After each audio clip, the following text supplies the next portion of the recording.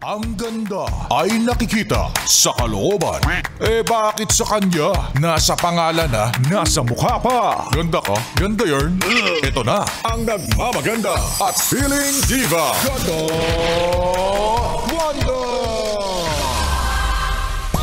Yes, friend! Naniniwala ka ba sa magic? Kaya naniniwala kayo sa magic? Mga delulu.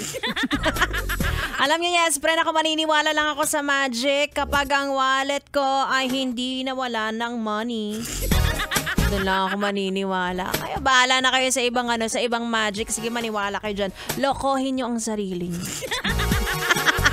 Mga yes, friend, it's me, it's your girl, DJ Ganda Wanda. Kasama nyo na dito sa 101.1 Yes FM ngayong Tuesday night na kahit kailan ay hindi naniwala sa mahika. Alam nyo, kahit nung bata pa ako, hindi ako naniniwala na pwedeng maging rabbit ang tela.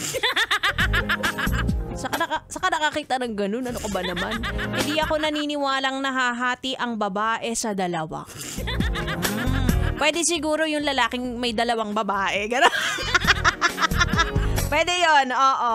Diba? Hanggang sa lumaki ako, mas lalong hindi ako naniniwala. Pero sa kabila ng lahat, naloko pa rin ako. Ay nako, hindi naniniwala sa magic pero naniniwala sa mga pangako niya. Hala! Tanga. Hindi nga naman ako in-inform na, 'di ba, ang mga effective na clown ay yung mga walang makeup, yung mga madulas ang dila.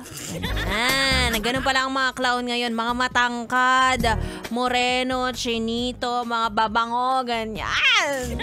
Karet. Ang mga tunay na clown ay yung mga nagsabing hindi ka iiwan pero lolokohin ka naman.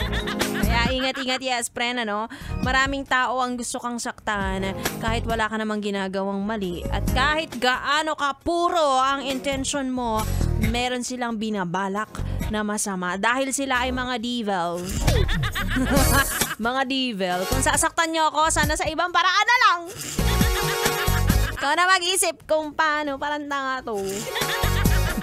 Anyway, tuloy muna natin ang ating tugtugan dahil hanggang alas 9 nyo pa ako makakasama. Wala kayong choice. Ito ang trabaho ko.